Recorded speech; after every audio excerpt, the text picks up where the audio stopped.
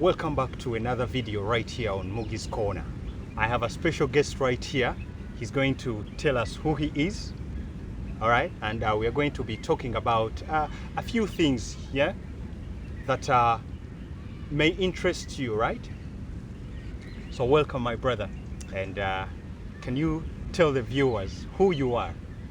I'm Dwight. I come to Uganda often. I live in the US, but I'm originally from Jamaica. So big up Jamaica. You know, Jamaicans love the beauty of Uganda because it's very similar to what we experience in Jamaica, especially when it comes to the foods. The foods are great, the yams and the chocho and the cassavas and the maize, the corn, things like that we really like, at least I do. And I find that it's very affordable here, and I love to come to Uganda because of the natural surroundings, the natural beauty that is offered to us. Just like what is just behind us, the waterfall. I like it too. And yeah, listen man, at one point in time you did tell me that you hold 3 citizenships, all right? Can you clarify that? Because how are you able to do this? Well, you know, one of the fortunate things for me is that being born in Jamaica, we retain our citizenship everywhere we go. So that's great. And then once, when I was very young, back in the early days, people used to migrate from Jamaica to go to the UK and Canada and the US. Fortunately, my mother went to Canada, and there it was part of the Commonwealth, and I became a citizen there. And then as I grew older, I decided that I wanted to migrate to the US because of a better climate. So I moved to the US and I became a citizen there. So that's how I retained 3 citizenships. Interesting, interesting. At one point, I shared this with a brother, and he said, no, it's not possible. You can't hold 3 citizenships. How can you do that? Actually, you're allowed up to 5. Really? Yeah. I didn't know that. But anyway, yeah, so today, the point of discussion is going to rotate around migration. See, there's a lot of many reasons why people migrate, and the main one at the moment is economics, you know. So I wish to center this conversation around the brothers and sisters, especially who migrate from Africa to the US or Canada. You know, I've seen a few videos online of you know, people regretting why they migrated to Canada, but that's for another day. Let's talk about your experience. I know that most of your time you're in the US, and you're going to tell us about what you think. Is it worthy for brothers and sisters from Africa to leave and go to the USA? I would say categorically yes, and this is the reason why. Because when you're in the US, you're able to command more financial freedom. You know, there's many opportunities. Sometimes you'll find that there are more jobs than there are hours in the day to manage them. I myself have 3 jobs, and I can't manage them all, but there are people that have even more than that. And the reason how they do it is because they have a lot of different businesses around. And what they emphasize in the US is to have multiple streams of income. So the more streams of income you have, the more businesses you have, is the wealthier you will be, and the more freedom you'll have. So that's what I can say about living in the US. And the same can be done here in Uganda too, but the opportunity isn't as widespread. And the opportunity may be a little bit narrow, maybe a little bit limited, but the opportunity is also here. And I've seen many wealthy Africans doing their thing. Matter of fact, one friend of mine has, I think, 49 or 50 buses that travel all over Uganda. That's the business that he has. He also has a gas station, and he has stores and other things that he does. So, you know, there's many things you can do. He also, I think, gets sand from somewhere and then sends it to or sells it to the cement company. So if you're an entrepreneur, no matter where you are, whether you're in the U.S. or whether you're in Uganda, there's opportunities for you if you're creative enough. What about the downside? We are talking about people who sell almost whatever they own here. Land, they take huge amounts of loans to finance their travel to the USA, and being promised a heaven on earth. But there are some struggles too. You know what I'm saying? Yeah, there are struggles, and it's not necessarily heaven on earth, but it is a different environment. And what's good about that environment is that you're able to gain an income and education and experience and many other things. There's lots of opportunities available in the U.S. It's freedom, because that's what they promote. They promote the land of opportunity. And Canada is the same, but not as much as the U.S. The U.S. has more opportunities, in my opinion, because I've lived at both of them and I've worked at both sides. But there's opportunities traveling, and it's up to you, it's each individual, how much fire they have in their hearts to want to go to these countries. But those are the only ones. There's other countries like Sweden, there's Germany, there's Belgium, there's Philippines, there's even Thailand, many places you can go. But I know that those few that I mentioned in the beginning, they're more of a hot topic and they're more familiar, like Canada, US, and the UK. They're more of a familiar to most Africans. But don't forget that in Sweden too, there is opportunities, and many Africans that I know from Uganda have gone to Sweden and made a good living.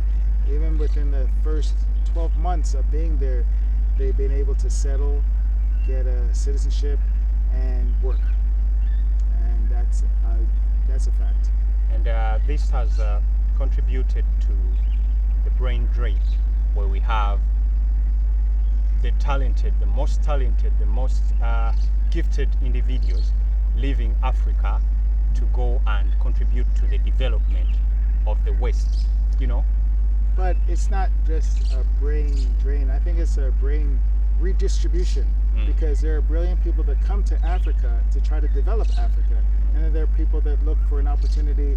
They may have skills in Africa, but they know that they're also limited financially and in terms of resources too, and so they would go to another country to develop their resources and develop their talents, and then perhaps come back and live out their lives in Uganda or whatever African country. So it's just redistributing. It's not necessarily a negative thing that they go, because I'm an engineer. I came to add to Uganda with my expertise. I found that it was a challenge, but nevertheless, I don't think that the U.S. or Canada would consider that I left that country and I'm being drained or anything like that coming to Africa. I think it's just a redistribution, so it's perfectly fine, and it's something that we need to have. We need to have people traveling and getting experience and coming back and maybe educating the younger folks and giving them inspiration so that they can develop and be all they can be, live to their full potential. And to be honest, I've interacted with a few brothers and sisters here in Uganda who left the country and are now working in the US, and they're contributing to the development. They're able to send some money and then build for their family houses, and also sponsor some of their family also to go and do the same, get jobs in Canada or USA, and be able to come back here and live a good life. But on a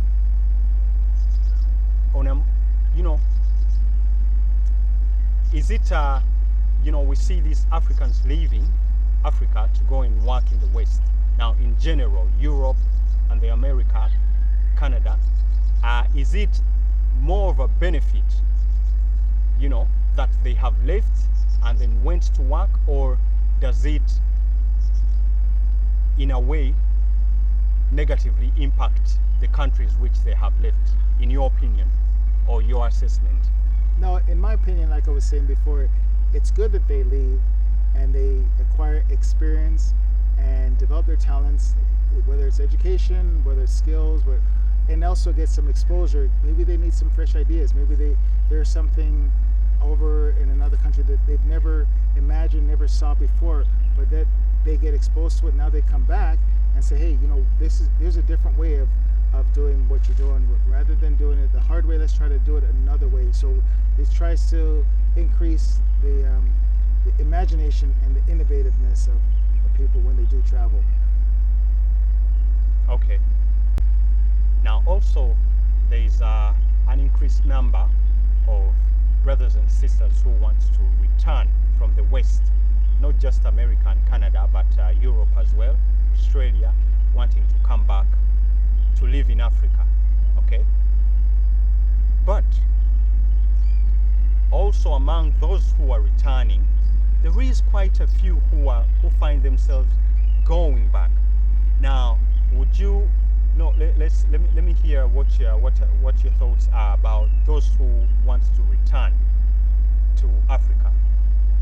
Well, home is where the heart is. So even myself, sometimes I want to return back to Jamaica, but things have changed over the years. So you just make Uganda or whatever country your home if you're not necessarily from there. But if you are from there, then you'll find that your heart is always going to be there no matter what. So you go to other countries for economical reasons, to benefit yourself, to benefit your family. And once you've reached your goal somehow, then you can return and live an easier life. Because to be honest, working in Uganda with the type of salary that is afforded to them, to make it and to live a good, comfortable life is not easy. So you have to go where the dollar is stronger in order to be able to come back and give yourself a boost. So going overseas is like giving your economic situation a turbocharge. And then when you come back, then you can use your resources to live a more comfortable life, to be able to buy many things in the markets, to be able to afford cable TV, be able to have a nice speaker in your home if you're into music, many things. So it just helps you to meet your goals faster. And that little bit of sacrifice that you may have, that challenges you may have, whether it's a year, 2 years, 5 years or so overseas. I've been away from my country for over 50 years. And How many? Over 50 years. 50. 50, yeah.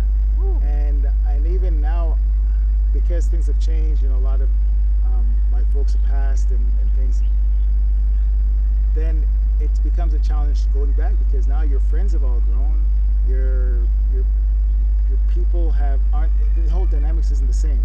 So that's why I still travel. I don't go back to my country. But those people that still have young ones that are growing up and they have challenges when it comes to school fees, somebody's got to pay for that. Government's not going to pay for that in Uganda. So you have to go overseas and do that sacrifice and be able to send your kids to better schools so that they'll have a better future. And it's just one of those things that those that can afford to do it, I would encourage them to go right ahead, follow their heart, follow their dreams. And now let's talk about those who have managed to come to Africa, wanting to establish their life here, especially from Africa, especially from America, wanting to establish themselves here business-wise, their social life here, and then find themselves needing to go back to America. They just can't continue with Africa. Where they sold a dream, or what should they know in order to prepare their minds, because it all starts with preparing your psyche, your mind, to be able to deal with what you're about to enter or get into. Well, I would say that Africa has its challenges to foreigners, so I would not sell and give up everything in the U.S. to move to Africa. That's just me personally, because I don't know the lay of the land as much as I would like to. And then also there's other amenities and things that I prefer in Canada and in the U.S. when it comes to just the way I like to live. So I love coming to Uganda, coming to Africa because of the environment, the food, the friendship, and just to live life here.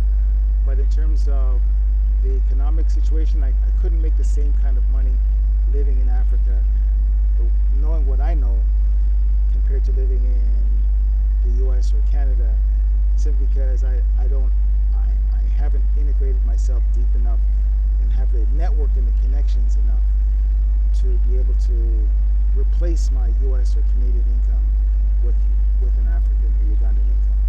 So for me, what I would actually tell to the people, who I know there are very many out there who are thinking about coming to Africa, coming to Uganda in this case, is you can take it step by step, study, because things out here are totally different from the way things are over there in America or Canada or wherever in Europe, whatever the case is that what I would say is that take your first trip out here, come and socialize, come and get into the system, okay, and learn, study how things operate out here in Uganda, and then go back and then make another trip. Let it not be a sudden decision that you will make. Okay, I'm going right now. Okay, give yourself enough time.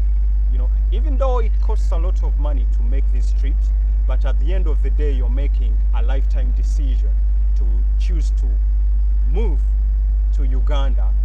If I'm using Uganda as an example, but Africa, there's many who have moved to Ghana. There's many who are in Kenya, Tanzania, Gambia, Namibia, and they found themselves needing to return to the USA. Okay, so based on what you have experienced here in Uganda, I'm sure when the first time when you came, you had a certain perception, or you weren't sure about the place you were going to, but allowing yourself to travel back and forth. Okay, now if Uganda was the place that you wanted to live in or settle in, I'm sure at this point you would have made up your mind, because you have enough information, you have lived with the people, you've made enough trips, right? So this is what I would tell to anybody out there who would like to follow your dream or follow your thought of wanting to move to Africa. All right? Yeah. Now I would say that you would have to set yourself up financially somehow, whether you have a pension, you have some reoccurring income that'll give you monies every month, in order to live in Uganda or to live in Africa, because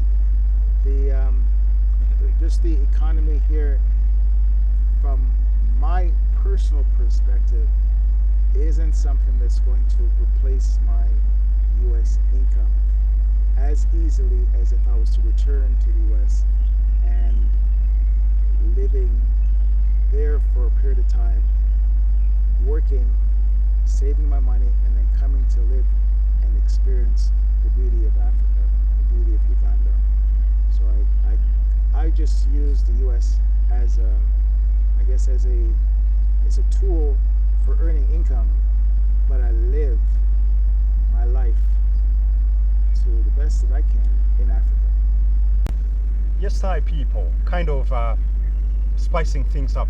We have a brother on set who is going to tell us his name, and then we'll proceed with this conversation. So if you introduce yourself, if you may.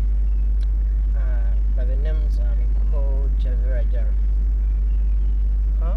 Yeah, Javera Jaro. Jaro. Okay, so the conversation that's going on here is about migration, yeah?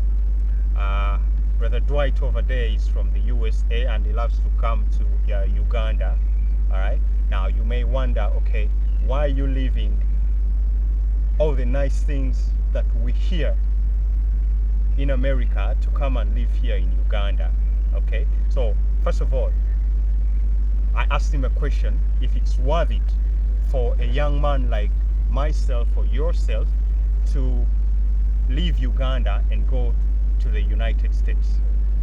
What do you think? Is it worth it? Sell everything you have? Because most of the people who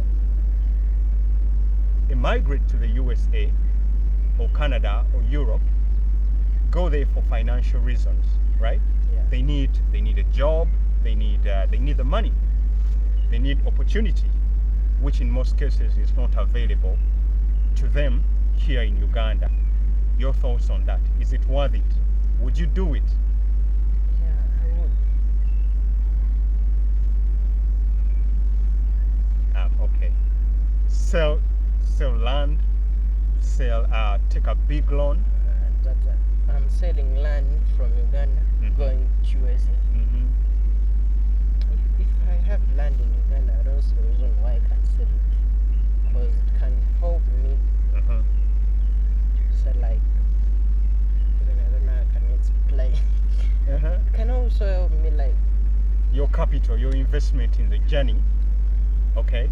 Yeah. So that you can go get this job and then be able to return to Uganda and live a much better life than you used and to. even add on more land than that I've been having. Okay.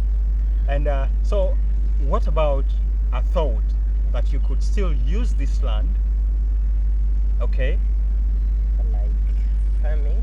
Whatever you can use the land, and most especially it would be farming. Farming, growing crops so that those crops grow up, I can harvest. Yeah, so get some money. Okay. So which one is better? Selling the land or taking this big loan, okay?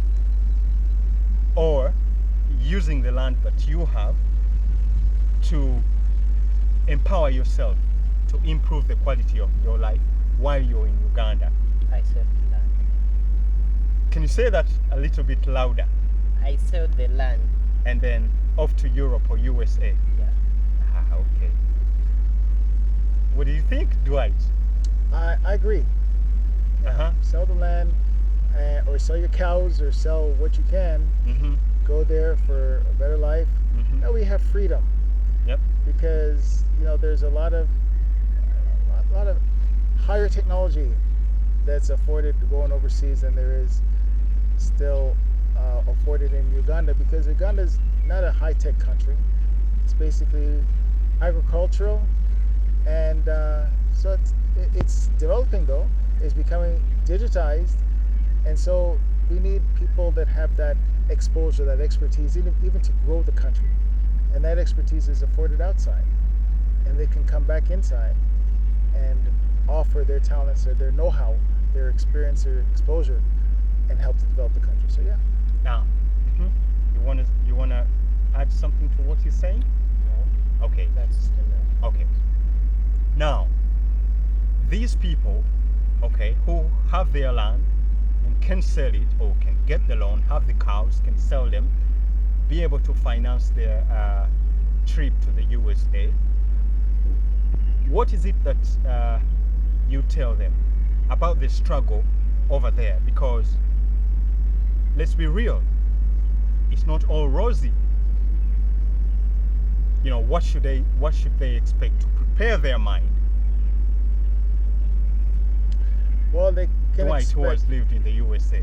they can expect that they won't find matoke in every restaurant that they go to, for sure.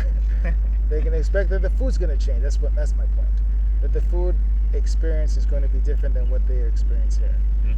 And I'm not going to say that it's better quality. I'm going to say that it's different, because I really enjoy the foods here in Uganda. When it comes to fish and chips, you get a real fish and real potatoes and garnishes, and it looks very nice. I've actually posted some of these, the presentation of the foods. I posted them on my WhatsApp many times. I still have a lot of pictures in my catalog, and I think that for me, it's one thing is you can see I like to eat, and I like the African diet that they have, at least the availability of getting what I need, that I know from my experience in Jamaica, here in Africa, as opposed to having a lot of sweet things in America or in Canada, a lot of things that just makes you bloated and fat and causes lots of health problems, which is why it's so expensive to go to the doctors in America, because there's a lot of bad health history there. So for me, I think that it's worth my while to be in Uganda or to travel back and forth for the different reasons, for food and in Africa, and for economic benefits in the US. All right, you let us know, the viewers, what you think about, you know, the points raised in this conversation. Because according to Dwight, it's worth it, and so is it with the brother. Sell the land, sell the cows, get that loan, go to the US, because after all, you will be able to get a tenfold out of your investment. Even 100. 100-fold. Woo! That's quite something. So we leave the judgment to you. Is it worth it to leave Africa, abandon life here, go to the West? It's up to you. Let us know what you think about what we talked about and what your opinion is on this subject. Otherwise, I'm going to ask my guest Dwight to say your last words as we conclude the video, as well as my brother. I'll start with you, Dwight. Okay, just like this video, subscribe so you can get the next video before it's too late. I like that. Say your last words or your goodbyes. The same, like, comment, subscribe, and wait for the next video. What are you waiting for if you haven't subscribed? Peace, we out.